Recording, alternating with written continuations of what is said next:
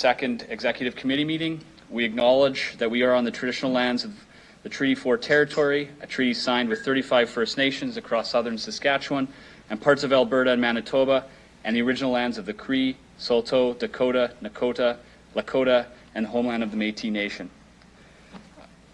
So we all know the drill by now. Please keep your microphones and cameras off until it's your time to speak. We will have a mandatory recess at 11:15. I need a motion to approve the public agenda, please. So moved, Bresciani. Thank you. Any opposed to approval of the public agenda?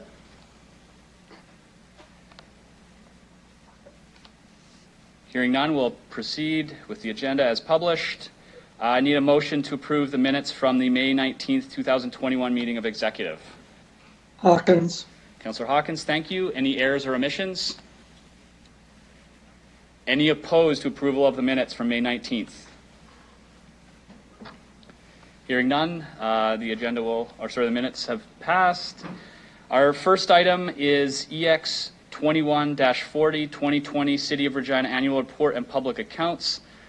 We do have both of the auditors here with us today, and for those who are attending remotely, you'll be able to ask questions of both the auditors as well as administration. So it won't just be a questions, we can engage with them both equally. I'll first ask administration to open up before I ask for a mover for this report. I assume Mr. Lacey? Perfect. Go ahead, Barry. Good morning, through you, Mr. Chair.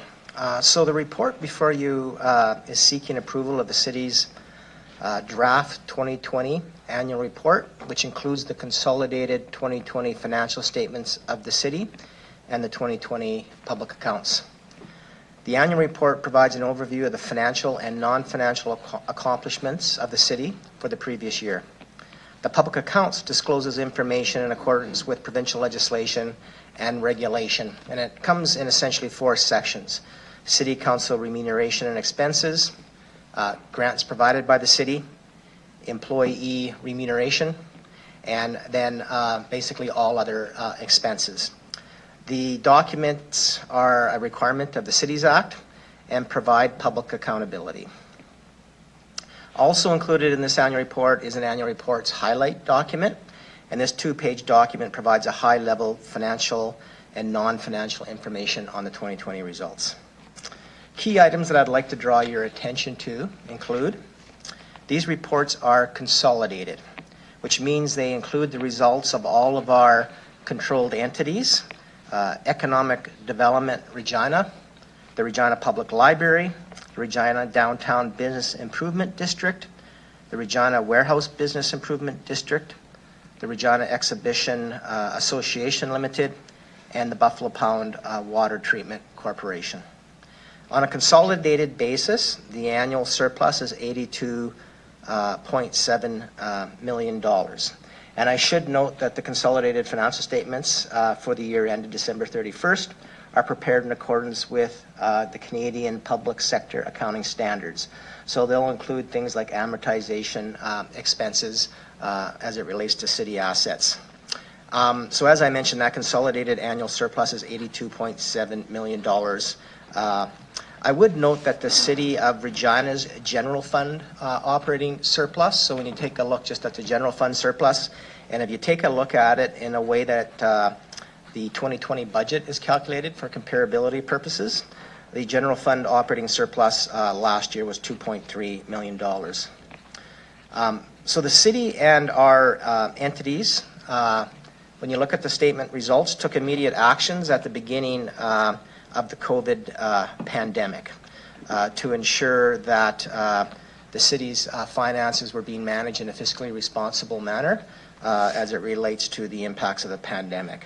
And that action in part has allowed us, or allowed council in the previous year, to establish a new COVID-19 recovery reserve to manage continued one-time costs through the recovery period.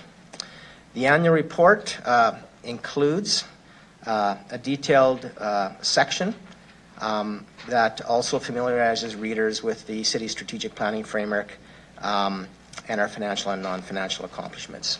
In May of 2021, the city received a AAA credit rating from S&P Global Credit Rating Agency, acknowledging the strong financial management practices we have at the city. The city has received a clean audit opinion from our auditor, M&P, on the statements.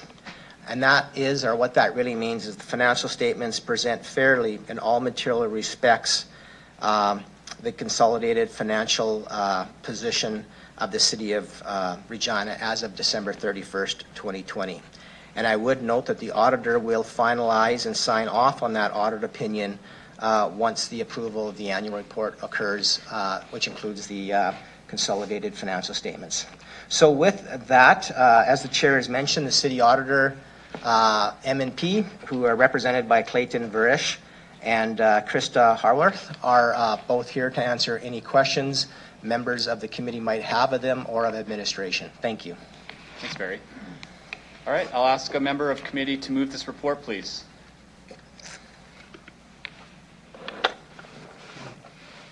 Zakidniak. Thank you. Councillor Zakidniak, would you like to start with questions or comments? No, I don't have any. Thank you. Okay, thank you. Other members of committee?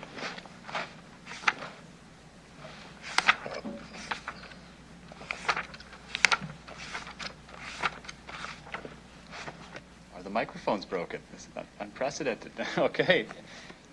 No members of... All right, Councillor Hawkins. Go ahead, Bob.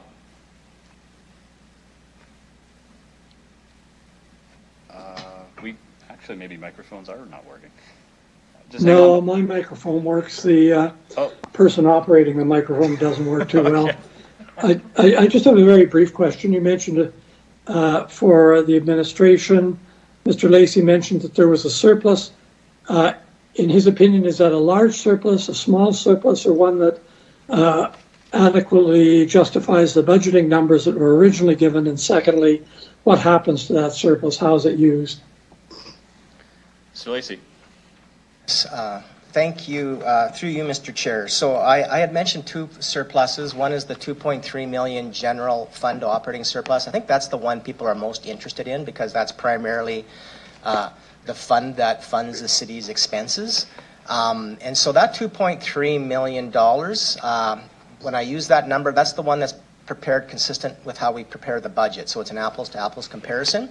So that $2.3 million surplus represents 0.5% variance from the budget that council approved a year ago. And that operating surplus gets transferred to the general fund reserve. Thank you very much. That was exactly what I was looking for. Thank you. Any other comments or questions from committee?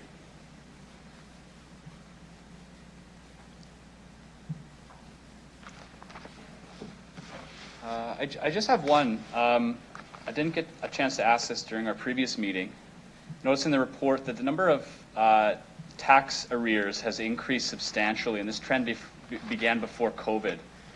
Can you comment on what's happening and what are the implications of this? Thank you. Through you, Mr. Chair, I'm going to refer that question to Ms. Bryden. Hopefully she's on the line looking in.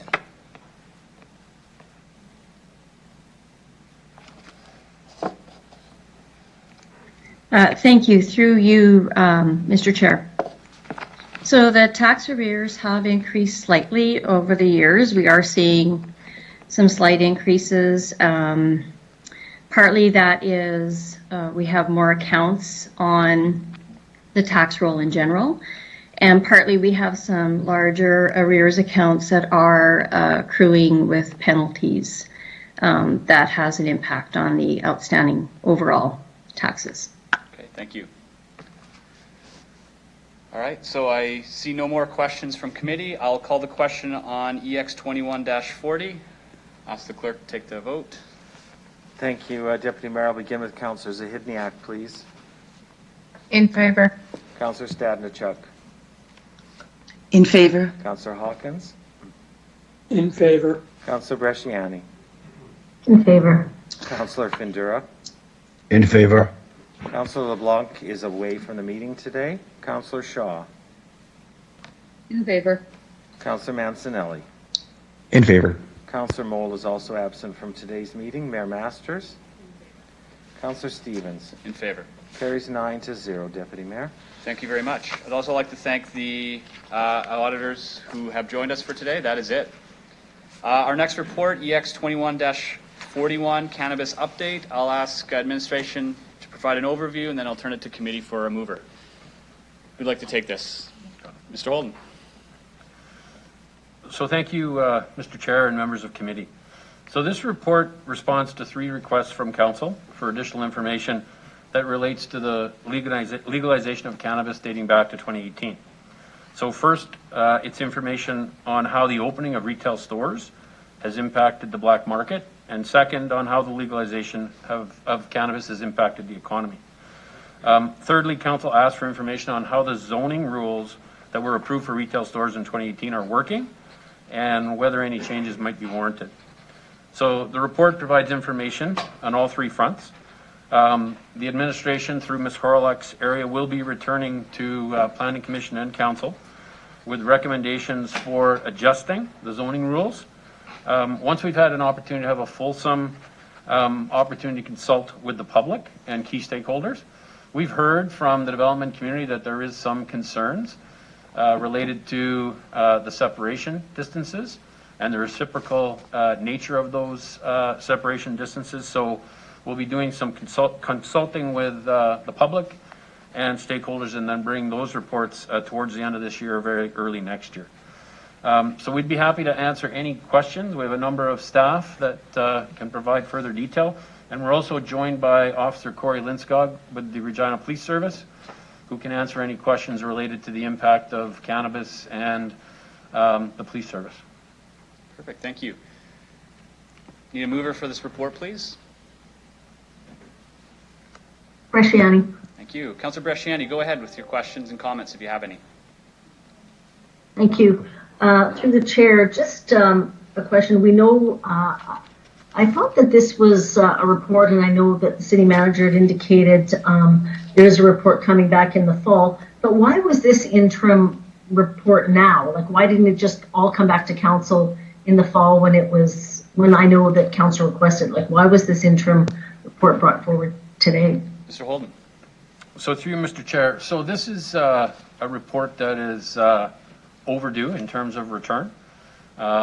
If you remember, when cannabis was legalized, there was lots of concern about whether or not, the number of stores that were being proposed for Regina would be adequate to, have an impact on suppressing, I guess, or limiting the activity of the black market. And then, of course, the other was just how has it impacted the economy, and there was all kinds of concern that this would have significant impacts on the police department. So we did want to bring that back to council and kind of close that discussion off. And it's the information that is included in the report related to that isn't really tied to the impacts that zoning adjustments would require in terms of discussion with the public or stakeholders. So we just separated them because they're really not connected in any way. Okay, so I guess just one of the questions is that have we had a big uptick in applications for more cannabis stores through the chair? So through you, Mr. Chair, I think it's important to remember that when cannabis was legalized, the province through gaming limited the number of stores that were going to be permitted in communities, and Regina was at 6. And then that legislation or limitation was relaxed. And now really it is the market that will drive the number of cannabis retail outlets. There are currently 11 operating in Regina, and there are applications going through our development approvals and through SLGA approvals. So it is the market that will bear those. And at the end of the day, you could see upwards of 20 or just above that number. It does become a challenge in terms of the restrictions and the separation distances of 188 meters, which pose a challenge in terms of the number of cannabis retail outlets that will be allowed under our current zoning restrictions. Okay. I know this was a long debate at council when we actually looked at all of the, the zoning kind of discussion. Have we had any feedback from the general public in regards to the cannabis stores that are there now, regards to any concerns with daycares or schools or anything that's kind of come back from the general public as concerns with the zoning, the current zoning right now? Through the chair. Mr. Holden? So through you, Mr. Chair, I may ask Ms. Folk to comment on that. Ms. Folk, go ahead. Through you, Mr. Chair. At this point, we've received limited feedback from the public in terms of locations. I believe through the development application process, we've actually heard the reverse in a couple of scenarios and situations. So at this point, nothing overly of concern from the public. We have heard specifically from the stakeholders in the development community. One of the reasons why we are looking at bringing those recommendations forward on zoning is to ensure that we can wholesome talk with the general public. Okay, that's all I have. Thank you. Thank you. Other questions or comments from committee? Seeing none, I'll ask the clerk to call the vote, please. Thank you, Deputy Mayor. I'll begin with Councillor Bresciani, please. In favor. Councillor Findura. In favor. Councillor Shaw. In favor. Councillor Zahidniak. In favor. Councillor Mancinelli. In favor. Councillor Stadnichuk. In favor. Councillor Hawkins. In favor. Mayor Masters. In favor. Councillor Stevens. In favor. Carries 9-0, Deputy Mayor. Thank you. I need a resolution for private session. Can I get a mover for that, please? So moved, Bresciani. Councillor Hawkins. Any opposed? Hearing none, thank you very much. 5 minutes good to clear the room? Make All it right. so. 5 minutes, please.